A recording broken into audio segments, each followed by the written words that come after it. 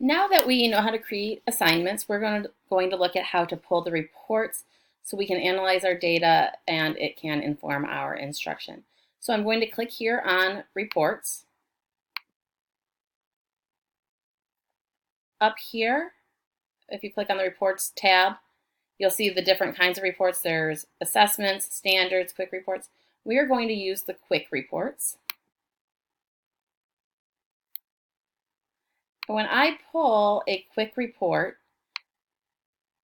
it gives me all of the assignments within a time period.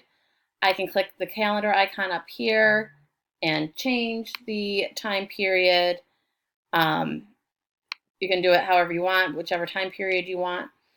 It has the most recent one in the left-hand column.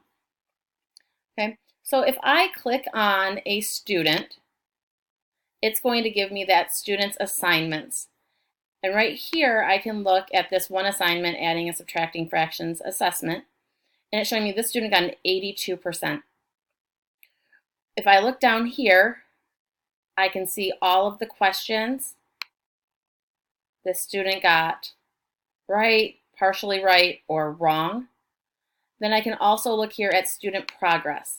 When I look at the student progress, it's showing me all of the standards we're covering and where that student is, how much he has progressed in mastering those standards.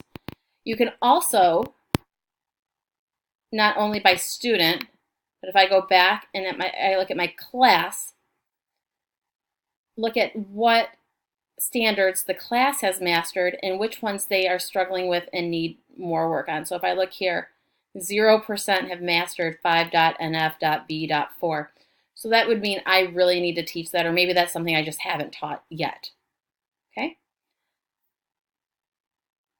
This is a really useful tool for students and when you are trying to look at your enrichment and remediation groups and what you need to focus on in those groups.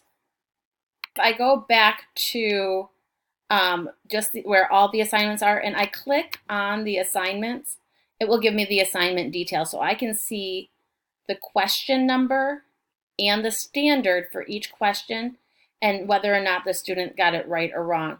So if I look at just this question number 1, I can see that most of the students, a good number of the students, got that number right. So this would be another useful tool in seeing which skills or standards you need to teach, reteach. If I look at that question right there, number 8, 5.nbt, I can look and almost every single student